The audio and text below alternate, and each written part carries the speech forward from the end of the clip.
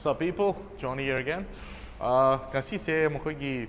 sige Yamaha ki dari bike ani se launch to bone ko FZX ka FZS ka ado sige se facelift ne to 2023 gi inong ko aduga magi price lo hajar ke features anobu kra hapchal e ko se yam maru e features hai yam very important wa features anobu kra hapchal e ado sige hapchal ke brochure isi da parallel ko ado like subscribe to the mo ai video se holen jara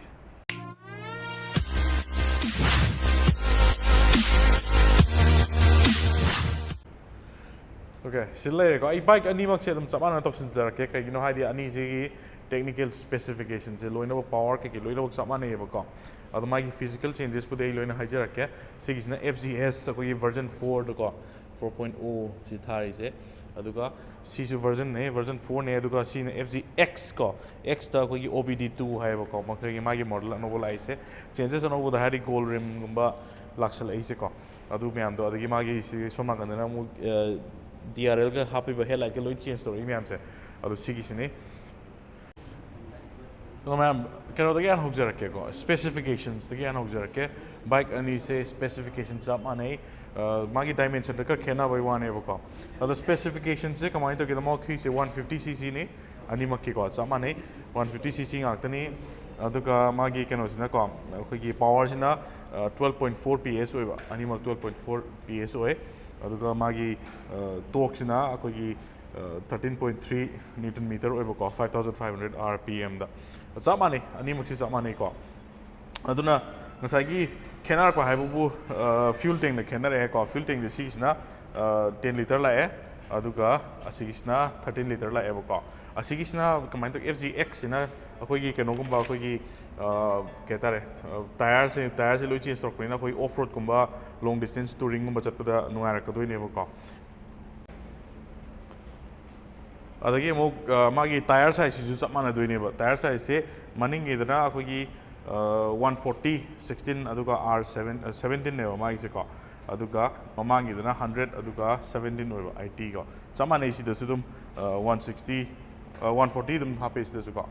अदुगा सिदना 100 होइबा अदुगा मागी rim size थी 17 inch की अदुम लोइनबो ओय अनिमा को अदगी break सु तुम सब माने अनिमा को डिस्क ब्रेक अनिमा ममांग इसिना 282 mm ni maning isna 220 mm ni buka sida sudum samane mang dual channel ABS ani mak loina ba yaure aduga magi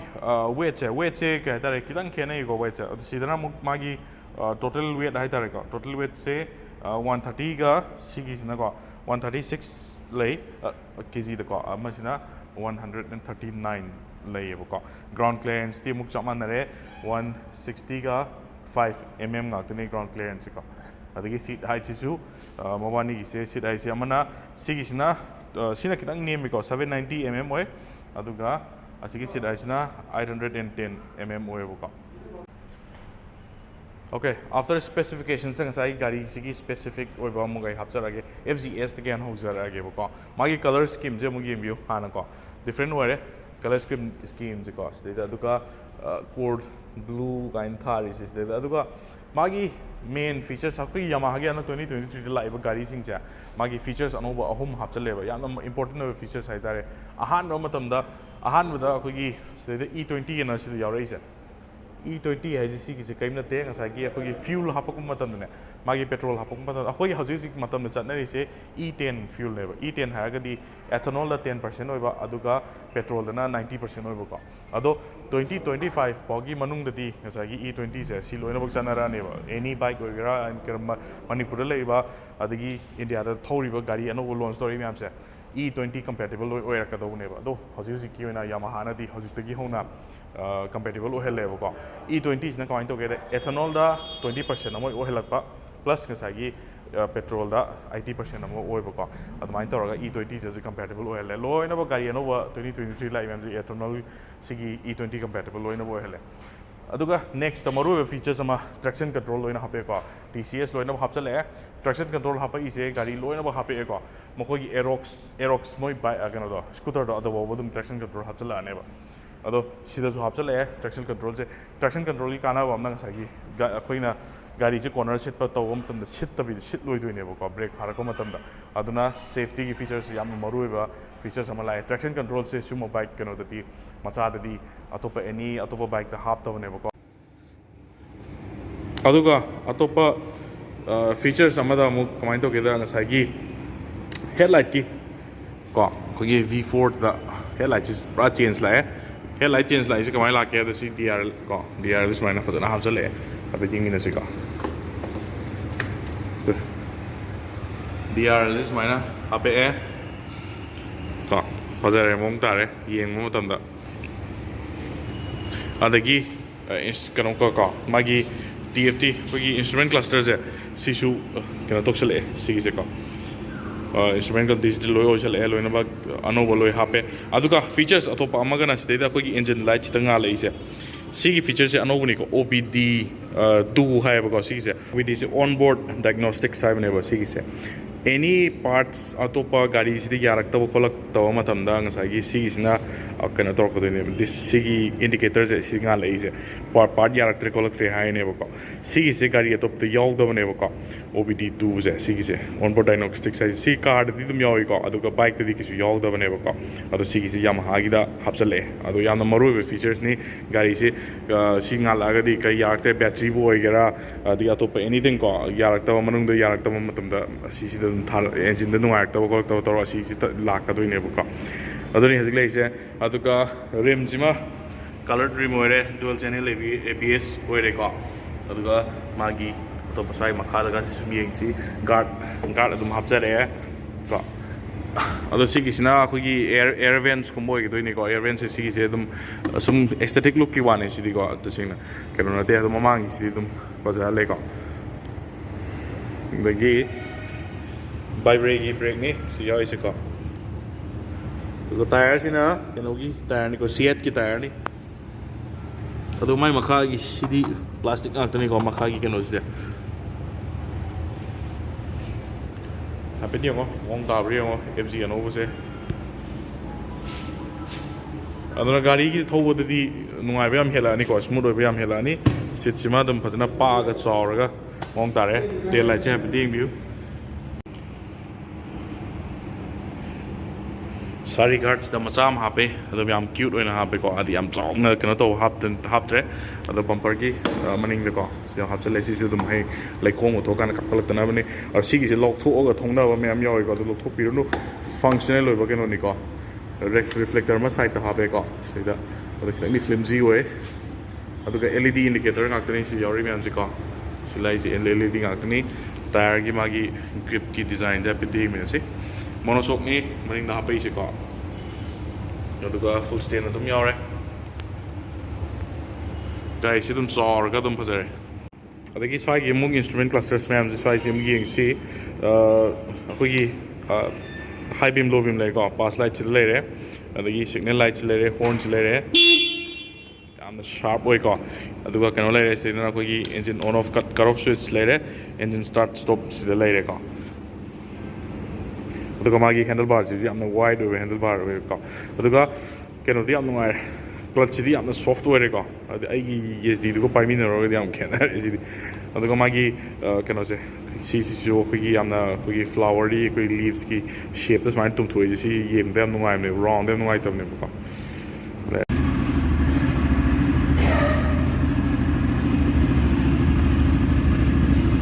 ꯃꯥꯒꯤ ꯑꯦꯛꯖꯣꯁꯀꯤ ꯁꯥꯎꯟꯁꯦ ꯍꯥꯏꯐꯦꯠ ꯇꯥꯃꯤꯟꯅꯁꯤ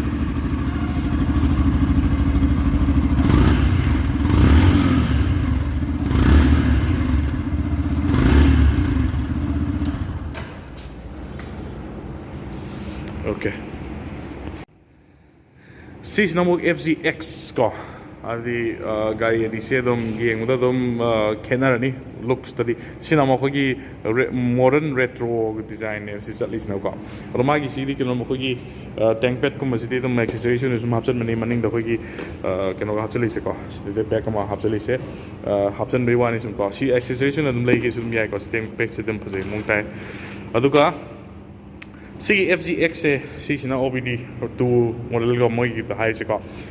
ꯗꯤꯐ꯭ꯔꯦꯟꯁ ꯍꯥꯏꯕꯕꯨ ꯉꯁꯥꯏꯒꯤ ꯍꯥꯟꯅꯒꯤ ꯃꯣꯗꯦꯜꯗꯨꯗꯒꯤ ꯂꯥꯛꯄ ꯁꯤꯒꯤ ꯔꯤꯝꯁꯤꯃ ꯒꯣꯜ ꯔꯤꯝ ꯂꯥꯛꯑꯦ ꯑꯩꯈꯣꯏꯒꯤ ꯗꯥꯏꯃꯟꯒꯤ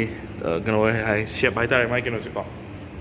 ꯕ꯭ꯂꯣꯛ ꯄꯦꯇꯔꯟ ꯍꯥꯏꯇꯥꯔꯦ ꯗꯥꯏꯃꯟ ꯄꯦꯇꯔꯟ ꯕ꯭ꯂꯣꯛ ꯄꯦꯇꯔꯟ ꯀ ꯍꯥꯏꯕꯗꯣ ꯑꯗꯨꯗꯨꯅꯤ ꯇꯥꯌꯔꯁꯦ ꯁꯤꯒꯤꯁꯦ ꯑꯩꯈꯣꯏꯒꯤ ꯑꯣꯐ ꯔꯣꯗꯇ ꯊꯧꯕ ꯌꯥꯗꯣꯏꯅꯦꯕꯀꯣ ꯂꯩꯔꯦ 12 ꯆꯦꯅꯦꯜ ABS ꯂꯥꯛꯑꯦ ꯑꯗꯨꯒ ꯁ꯭ꯄꯦꯁꯤꯐꯤꯀꯦꯁꯟꯁꯀꯤꯗꯤ ꯂꯣꯏꯅꯃꯛ ꯃꯅꯨꯡꯗ ꯆꯞ ꯃꯥꯟꯅꯔꯦꯕꯀꯣ ꯑꯗꯨꯒ ꯃꯥꯏꯁꯤꯗꯁꯨ ꯀꯥꯔꯠ ꯍꯥꯞꯆꯔꯦ ꯏꯟꯗꯤꯀꯦꯇꯔ ꯃꯥꯒꯤ ꯔꯤꯐ꯭ꯂꯦꯛꯇꯔ ꯍꯥꯞꯄꯦ LED ꯂꯥꯏꯠ ꯂꯥꯛꯑꯦ ꯑꯗꯨꯒ ꯁꯤꯗꯁꯨ ꯍꯥꯏꯐꯦꯠ ꯑꯣꯟ ꯇꯧꯒꯦꯀꯣ ꯁꯤꯗꯁꯨ ꯗꯤꯖꯤꯇꯦꯜ ꯀꯟꯁꯣꯜꯗꯨ ꯁꯤꯗ ꯍꯥꯞꯆꯔꯦ ꯑꯗꯨꯒ ꯃꯥꯒꯤ OBD 2ꯒꯤ ꯃꯥꯒꯤ ꯏꯟꯗꯤꯀꯦꯇꯔ ꯁꯤꯗ ꯌꯥꯎꯔꯛꯑꯦꯀꯣ ABS ꯌꯥꯎꯔꯦ ꯑꯗꯨꯒ ꯇ꯭ꯔꯦꯛꯁꯟ ꯀꯟꯇ꯭ꯔꯣꯜ ꯑꯣꯟ ꯑꯣꯐ ꯁꯤꯗ ꯁꯨꯝ ꯌꯥꯎꯔꯛꯑꯦꯕꯀꯣ ꯇ꯭ꯔꯦꯛꯁꯟ ꯀꯟꯇ꯭ꯔꯣꯜꯁꯦ ꯌꯥꯝ ꯃꯔꯨ ꯑꯣꯏꯔꯦ ꯍꯧꯖꯤꯛꯇꯤ ꯇ꯭ꯔꯤꯞꯀꯤ ꯀꯣ ꯇ꯭ꯔꯤꯞ AB ꯑꯗꯒꯤ ꯐ꯭ꯌꯨꯜ ꯏꯟꯗꯤꯀꯦꯇꯔ ꯑꯗꯒꯤ ꯁꯤꯗ RPM ꯃꯤꯇꯔ ꯑꯗꯨꯒ ꯁꯤꯅ ꯁ꯭ꯄꯤꯗꯣꯃꯤꯇꯔ ꯀꯣ ꯁꯤ ꯂꯥꯛꯑꯦ ꯆꯥꯔꯖꯔ ꯁꯤꯗ ꯌꯥꯎꯔꯛꯑꯦꯀꯣ ꯑꯗꯨꯗ ꯆꯥꯔꯖꯔ ꯑꯃ ꯌꯥꯎꯔꯛꯑꯦ 12 ꯚꯣꯜꯠꯀꯤ ꯁꯤꯁꯤꯅ ꯑꯗꯨꯝ ꯂꯣꯡ ꯗꯤꯁꯇꯦꯟꯁ ꯇꯨꯔꯤꯡ ꯆꯠꯄꯗ ꯅꯨꯡꯉꯥꯏꯔꯛꯀꯗꯣꯏꯅꯤ ꯁꯤꯒꯤꯁꯤꯅ ꯑꯩꯈꯣꯏꯒꯤ ꯄꯥꯁ ꯂꯥꯏꯠ ꯀꯣ ꯄꯥꯁ ꯂꯥꯏꯠꯅꯤ ꯁꯤꯒꯤꯁꯦ ꯑꯗꯨꯝ ꯍꯥꯏꯅ ꯇ꯭ꯔꯦꯗꯤꯁꯅꯦꯜ ꯏꯟꯗꯤꯀꯦꯇꯔꯒꯤ ꯇꯥꯏꯞ ꯂꯥꯛꯑꯦ ꯀꯣ ꯄꯥꯁ ꯂꯥꯏꯠꯁꯤ ꯂꯩꯔꯦ ꯁꯣꯔꯤ ꯄꯥꯁ ꯂꯥꯏꯠꯁꯤ ꯂꯥꯛꯑꯦ ꯀꯣ ꯉꯥꯜꯂꯦ ꯁꯤꯁꯤꯗ ꯄꯥꯁ ꯂꯥꯏꯠ ꯂꯩꯔꯦ ꯑꯗꯣ ꯁꯤꯒꯤꯁꯤꯅ ꯑꯩꯈꯣꯏꯒꯤ ꯍꯦꯠ ꯂꯥꯏꯠꯀꯤ ꯑꯣꯟ ꯑꯣꯐ ꯀꯣ ꯁꯤꯗ ꯌꯦꯡꯍꯟꯖꯔꯛꯀꯦ ꯁꯤꯗ ꯀꯣ ꯌꯦꯡꯕꯤꯌꯨꯀꯣ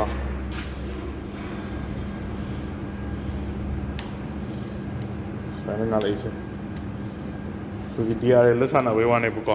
ꯑꯗꯨꯒ ꯑꯇꯣꯞꯄꯗ ꯉꯁꯥꯏꯒꯤ ꯁꯤꯁꯤꯅ ꯑꯃꯨꯛ ꯀꯩꯅꯣ ꯂꯩꯔꯦ ꯑꯩꯈꯣꯏꯒꯤ ꯍꯥꯏ ꯕꯤꯝ ꯂꯣ ꯕꯤꯝ ꯂꯩꯔꯦ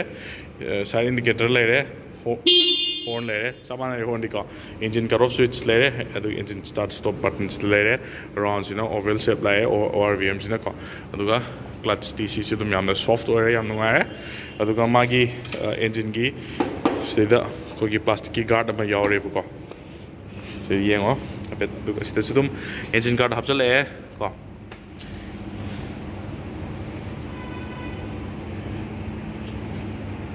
ꯑꯗꯣ ꯁꯤꯒꯤꯁꯤꯅ ꯑꯗꯨꯝ ꯍꯥꯏꯐꯦꯠ ꯐꯣꯔꯋꯥꯔड ꯄꯣꯖꯤꯁꯟ ꯑꯣꯏꯔꯛꯀꯅꯤ ꯍꯥꯏꯐꯦꯠ ꯔꯥꯏꯗꯤꯡ ꯄꯣꯖꯤꯁꯟꯁꯦ ꯀꯣ ꯑꯗꯣ ꯁꯤꯁꯤꯅ ꯈꯤꯇꯪ ꯑꯗꯨꯝ ꯁ꯭ꯄꯣꯔꯇꯤ ꯑꯗꯨꯝ ꯑꯣꯏꯔꯛꯀꯅꯤ ꯑꯗꯨꯒ ꯂꯣꯡ ꯗꯤꯁꯇꯦꯟꯁ ꯇꯨꯔꯤꯡꯒꯨꯝꯕ ꯆꯠꯅꯤꯡꯕ ꯈꯣꯠꯄ ꯂꯩꯔꯒꯗꯤ ꯁꯤꯒꯤꯁꯦ ꯅꯨꯡꯉꯥꯏꯔꯛꯀꯗꯣꯏꯅꯦꯀꯣ ꯑꯗꯨꯒ ꯃꯥꯒꯤ ꯍꯦꯠꯂꯥꯏꯠꯀꯤ ꯗꯤꯖꯥꯏꯟꯁꯦ ꯑꯝꯇ ꯌꯦꯡꯕꯤꯌꯨ ꯀꯣ DRL ꯂꯩꯔꯦ ꯃꯌꯥꯏꯗ ꯑꯩꯈꯣꯏꯒꯤ ꯍꯦꯠꯂꯥꯏꯠꯁꯤꯗ ꯍꯥꯞꯄꯦ ꯑꯗꯣ ꯍꯦꯠꯂꯥꯏꯠꯁꯦ ꯏꯟꯖꯤꯟꯁꯦ ꯑꯣꯟ ꯇꯧꯔꯀꯥꯟꯗ ꯑꯣꯏꯅ ꯉꯥꯜꯂꯛꯑꯅꯤ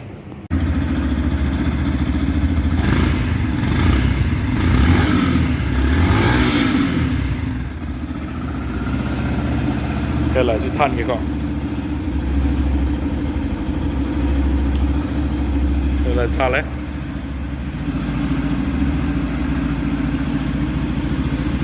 ꯑꯗꯣ ꯗꯥꯏꯔꯦꯛ ꯕꯜꯕ ꯑꯣꯏꯅ ꯌꯥꯎꯋꯦꯀꯣ ꯁꯤꯁꯦ ꯀꯩꯅꯣ ꯇꯧꯗꯦ ꯃꯥꯏꯗ ꯒ꯭ꯂꯥꯁ ꯑꯃ ꯈꯟꯗꯦꯀꯣ ꯕꯜꯕ ꯑꯣꯏꯅ ꯌꯥꯎꯋꯦ ꯑꯗꯨꯅ ꯁꯤꯒꯤꯁꯦ ꯈꯤꯇꯪ ꯀꯤꯌꯔꯐꯨꯜ ꯑꯃ ꯑꯣꯏꯗꯕ ꯌꯥꯔꯣꯏ ꯑꯣꯀꯦ ꯑꯗꯨꯒ ꯐꯥꯏꯅꯦꯜꯂꯤ ꯑꯩꯈꯣꯏꯒꯤ ꯄ꯭ꯔꯥꯏꯁꯁꯤꯗ ꯑꯃꯨꯛ ꯍꯥꯞꯆꯔꯛꯀꯦꯕꯀꯣ FGXꯁꯦ ꯁꯤꯒꯤꯁꯦ ꯑꯩꯈꯣꯏꯒꯤ ꯁꯤꯒꯤ ꯕ꯭ꯂꯨ ꯀꯂꯔꯒꯤꯁꯦ ꯁꯤꯒꯤ FGXꯁꯦ ꯑꯦꯛꯁ ꯁꯣꯔꯨꯝ ꯄ꯭ꯔꯥꯏꯁꯇ 1,46,400 ꯔꯨꯄꯤꯁ ꯂꯩꯌꯦꯕꯀꯣ ꯑꯗꯨꯒ ꯑꯣꯟ ꯔꯣꯗ ꯄ꯭ꯔꯥꯏꯁꯇ ꯃꯥꯒꯤ ꯔꯦꯖꯤꯁꯇ꯭ꯔꯦꯁꯟ ꯏꯟꯁꯨꯔꯦꯟꯁ ꯀꯩꯀꯩ ꯂꯣꯏꯅ ꯑꯦꯅꯨꯋꯦꯜ ꯃꯦꯟꯇꯦꯅꯦꯟꯁ ꯀꯩꯀꯩ ꯂꯣꯏꯅꯃꯛ ꯍꯥꯞꯆꯤꯜꯂꯀꯥꯟꯗ 1,64,650 ꯔꯨꯄꯤꯁ ꯂꯩꯌꯦꯕꯀꯣ ꯑꯣꯟ ꯔꯣꯗ ꯄ꯭ꯔꯥꯏꯁꯅꯤ 1,64,000 ꯂꯩꯔꯦ ꯑꯗꯨꯒ ꯁꯤꯒꯤ FGS S ꯃꯣꯗꯦꯜꯁꯦ Fꯁꯤꯅ Sꯁꯤꯅ ꯑꯩꯈꯣꯏꯒꯤ ꯗꯤꯂꯛꯁ ꯃꯣꯗꯦꯜ ꯀꯧꯋꯦꯕꯀꯣ ꯁꯤꯒꯤꯁꯤꯅ ꯑꯗꯣ ꯁꯤꯒꯤꯁꯤꯅ 1,33,900 ꯔꯨꯄꯤꯁꯅꯦꯕꯀꯣ ꯃꯥꯒꯤ ꯀꯩꯅꯣꯁꯦ ꯑꯦꯛꯁ ꯁꯣꯔꯨꯝ ꯄ꯭ꯔꯥꯏꯁꯁꯦ ꯁꯤꯗꯩꯗ ꯑꯦꯅꯨꯋꯦꯜ ꯃꯦꯟꯇꯦꯅꯦꯟꯁꯅꯦ ꯏꯟꯁꯨꯔꯦꯟꯁꯅꯦ ꯔꯦꯖꯤꯁꯇ꯭ꯔꯦꯁꯟꯅꯦ ꯍꯥꯞꯆꯤꯜꯂꯀꯥꯟꯗ ꯑꯣꯟ ꯔꯣꯗ ꯄ꯭ꯔꯥꯏꯁꯇ 1,52,150 ꯔꯨꯄꯤꯁ ꯑꯣꯏꯌꯦꯕꯀꯣ ꯁꯤꯒꯤꯁꯦ ꯑꯗꯨꯅ ꯃꯌꯥꯝ ꯁꯤꯒꯤꯁꯦ ꯂꯩꯕꯤꯅꯤꯡꯕ ꯈꯣꯠꯄꯤꯅꯤꯡꯕ ꯂꯩꯔꯒꯗꯤ ꯑꯩꯈꯣꯏꯒꯤ ꯄꯥꯈꯪꯕ ꯃꯣꯇꯣꯔꯁꯀꯣ ꯆꯤꯡꯃꯩꯔꯣꯡꯒꯤꯗ ꯚꯤꯁꯥꯜꯒꯤ ꯍꯦꯛ ꯑꯣꯄꯣꯖꯤꯠꯇ ꯂꯩꯕ ꯁꯣꯔꯨꯝꯗ ꯑꯗꯨꯅꯦ ꯑꯩꯅꯁꯨ ꯂꯩꯖꯔꯤꯁꯦ ꯑꯗ ꯍꯥꯏꯐꯦꯠ ꯂꯦꯡꯁꯤꯟꯕꯤꯔꯛꯑꯣ ꯑꯗꯨꯒ ꯃꯣꯏ ꯇꯦꯁ ꯗ꯭राꯏꯚ ꯀꯩꯀꯩꯁꯨ ꯑꯗꯨꯝ ꯌꯥꯔꯝꯒꯅꯤ ꯇꯦꯁ ꯗ꯭राꯏꯚꯇ ꯍꯥꯏꯐꯦꯠ ꯇꯧꯕꯤꯔꯒ ꯑꯗꯨꯝ ꯇꯧꯕ ꯌꯥꯔꯦ ꯑꯗꯨꯝ ꯕꯖꯦꯠꯀꯤ ꯐ꯭ꯔꯦꯟꯂꯤꯗ ꯑꯗꯨꯝ ꯁꯤꯒꯤ ꯕꯥꯏꯛꯁꯦ ꯑꯗꯨꯝ ꯑꯩꯅ ꯈꯟꯕꯗ ꯑꯣꯐ ꯔꯣꯗ ꯑꯗꯒꯤ ꯑꯩꯈꯣꯏꯒꯤ ꯂꯣꯡ ꯗꯤꯁꯇꯦꯟꯁ ꯇꯨꯔꯤꯡꯗ ꯑꯗꯨꯝ ꯐꯖꯅ ꯅꯨꯡꯉꯥꯏꯅꯤ ꯊꯧꯕꯀꯣ ꯑꯗꯨꯒ ꯁꯤꯒꯤꯁꯤꯅ ꯑꯩꯈꯣꯏꯒꯤ ꯁꯤꯇꯤ ꯔꯥꯏꯗꯀꯨꯝꯕ ꯋꯤꯀꯦꯟ ꯔꯥꯏꯗꯀꯨꯝꯕ ꯆꯠꯄ ꯈꯣꯠꯄꯗ ꯅꯨꯡꯉꯥꯏꯅꯤ ꯑꯗꯒꯤ ꯀꯩꯅꯣꯒꯨꯝꯕ ꯄꯥꯝꯕꯤꯔꯒꯁꯨ ꯔꯥꯏꯗꯤꯡ ꯒꯤꯌꯔꯁ ꯂꯥꯛꯑꯦꯀꯣ ꯃꯈꯣꯏꯒꯤ ꯑꯗꯒꯤ ꯑꯦꯛꯁꯦꯁꯔꯤꯁ ꯀꯣ ꯁꯨꯝꯕ ꯂꯩꯔꯤꯕ ꯃꯌꯥꯝꯁꯦ ꯁꯤ ꯃꯌꯥꯝꯁꯤꯁꯨ ꯑꯗꯨꯝ ꯍꯥꯏꯐꯦꯠ ꯏꯟꯀ꯭ꯋꯥꯏꯔꯤ ꯇꯧꯕꯤꯌꯨ ꯑꯗꯨꯒ ꯑꯗꯨꯝ ꯌꯥꯔꯅꯤ ꯂꯣꯏꯁꯤꯟꯖꯔꯒꯦ ꯚꯤꯗꯤꯑꯣ ꯁ꯭ꯋꯥꯏꯗ ꯑꯗꯣ ꯃꯇꯨꯡꯗꯁꯨ ꯅꯨꯡꯉꯥꯏꯕ ꯒꯥꯔꯤ ꯑꯅꯧ ꯑꯅꯧꯕ ꯂꯣꯟꯆ ꯇꯧꯕ ꯂꯩꯔꯒꯗꯤ ꯑꯩ ꯑꯇꯣꯞꯄ ꯃꯌꯥꯝ ꯍꯥꯞꯆꯔꯛꯀꯦ ꯑꯗꯣ ꯉꯁꯤꯒꯤ ꯑꯣꯏꯅꯗꯤ ꯕꯥꯏ ꯕꯥꯏ